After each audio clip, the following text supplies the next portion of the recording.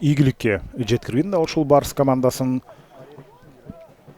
Канимет Аралбаевды көрдүңүздөр. Ал жана ошондой эле Кыргыз алтында дагы бир топ күчтүү оюнчулар алмашууда калды. Мүмкүн керек убакта чыгар дегенче. Азыр болсо Кайрат Жыргалбек уулу оң тараптан айпаянын ичинен жана гол ошол замат.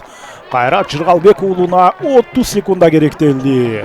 Оң канат аркылуу кирип барды дагы. Мына байкап көрсөңүздөр, каршы эпкинден коргоочуну жазгырып туруп алыскы бурчка тепти. Тирөөчтүн ички тарабына тигенден кийин андан соң дарбаза торунан орун алды. Мына Барыс өзүнүн кандай дымак менен келгенин бул жакта көрсөтүп жатат. Алгачкы мүнөттө алгасында чындыгында 18 турдагы ийгилигинен кийин жакшы жүргөнүн көрдүк дегенче азыр Кыргыз алтынчы уулда болчу, колуна тийди пенальти. Бир аз артка чегинди Эрик Филипп, тоса алган жок албетте.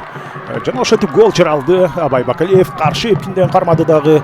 Эсепти теңеди. Жергиликтүү салымы карасаңыздар борбордук бөлүккө соккузаткан. Ал эми бул жерде дарбазачы өзүнүн сол тарабын тосууну туура көргөн болчу. Ошондой чечимди чыгарган. Ошентип ал өзгө келе алышпайт дегенче азыр Кыргыз алтын каршы чабуулга жөнөдү. Жогорку ылдамдык менен дээрлик жекеме-жеке жана сокку капитанда. Ошол жакынкы бурчка өнөктөштү.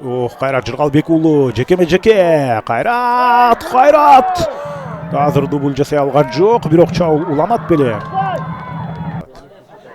Санчестин дегенче сонун пас. Азамат Өмүралиев, Азамат тепти жана Кайрат. Ал болсо Теймур Чариевке. Анхел Санчес тепти. Кайрадан Теймур. Жана сонун пас. Анхел Санчес. Анхел тепти, гол жаратты. Барс экинчи голун Анхел Санчес. Мына карасаңыздар, коргоочу жетип келгенине карабастан алыскы бурчка ишенимдүү топту тээп кеткен болчу. Мынакей сокку. Мына дагы бир ирет көрүңүздөр. Мына бул ракурс жер аркылуу жана алыстан дарбазаны көздөй тепти. Белгилебейт болушу керек. Ал учурда Чагадзе айпаянтын ичинде жана азыр болсо Кайрат Жыргалбек уулу тепти. Болбой калды. Азамат Ашпалтаев, Азаматтан сокку жана тирөөчкө тийди. Бул дагы оюн таласына кирген жана кош алмашуу болгондо Магомед Узденов. Кайратка. Кайрат Мирлан Мурзаев жана андан гол.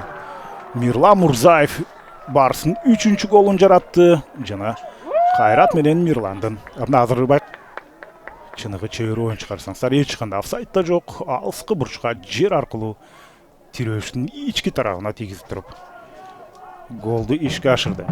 Ал эми Кайрат Жыргалбек уулунан дагы бир голдук пас.